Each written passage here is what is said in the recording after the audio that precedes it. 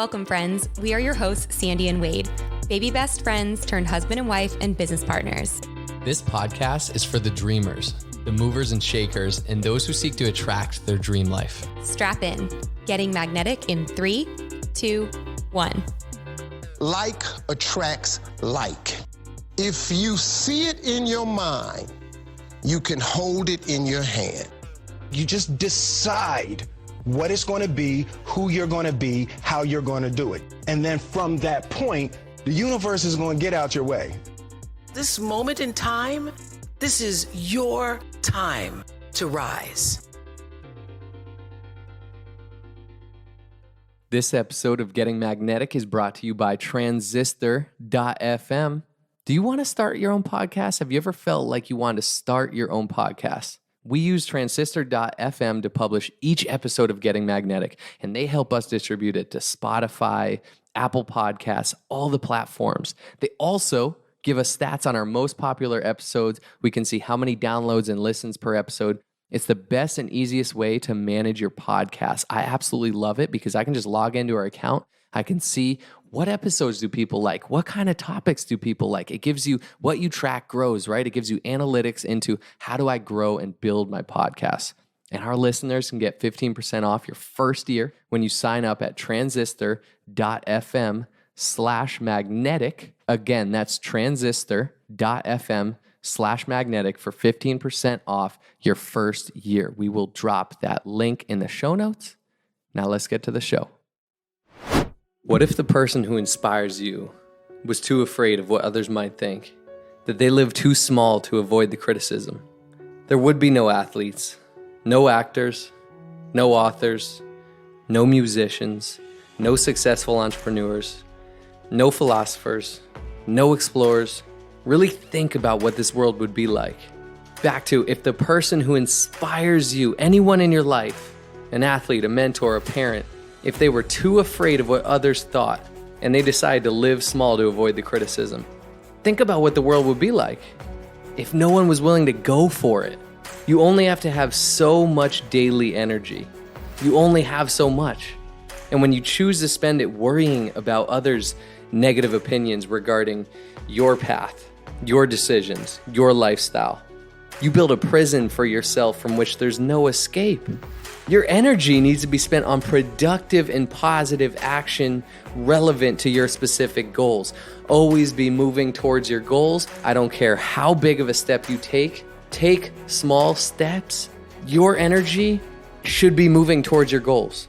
Positive action, momentum towards your goals. Nothing else. Shut out the outside world.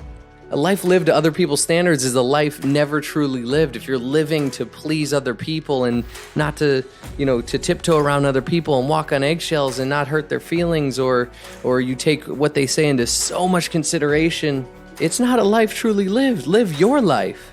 If you're not living the kind of life that causes at least a little bit of jealousy and envy from others, you're just not trying hard enough. That's this day and age. I hate to say it. But when you step out of line, there's this level of get back here, clawing back into normalcy, into what, everyone's doing. There's a little bit of jealousy and envy, and it comes out, as different things, as resistance against you. And in fact, I'd be willing to bet that you're afraid of being who you really want to be for fear of stepping outside of society's comfort zone of the label they've placed on you and being criticized by others. Jealousy, envy, negative, unwarranted criticism are ugly emotions that are unfortunately an absolute reality of success. They're a reality.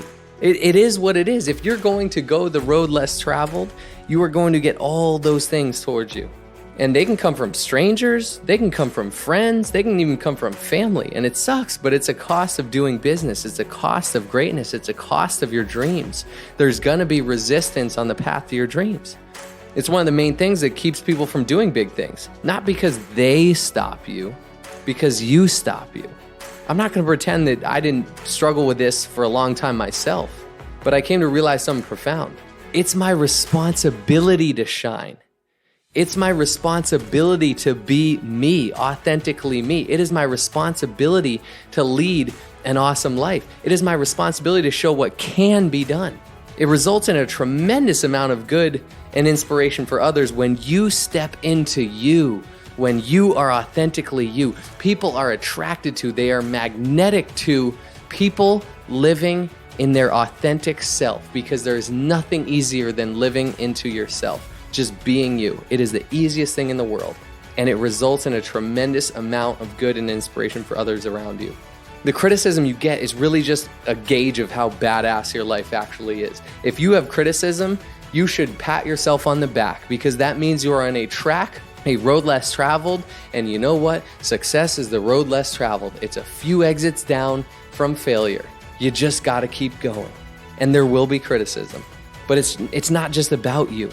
It's about your story. It's about the message you send to the world. It's about your legacy. So if you have trouble getting over the hurdle of others' negativity, just remember it's your obligation to live an absolutely epic life to show others they can do so as well. To show the others that are going to come after you, your team, your family, your children, your spouse, your friends, your elders, anyone.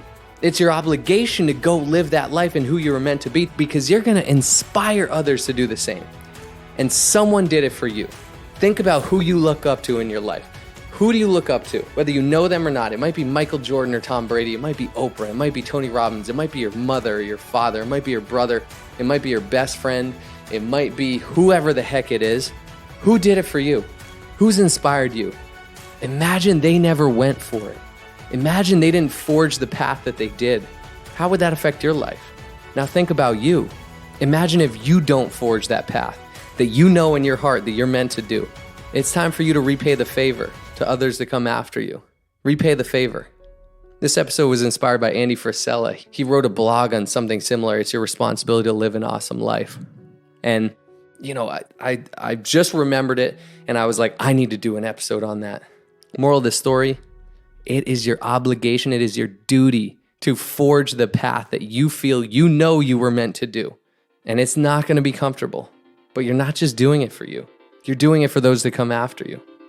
Catch you next week. Only those that can see the invisible can do the impossible. So remember, you are magnetic.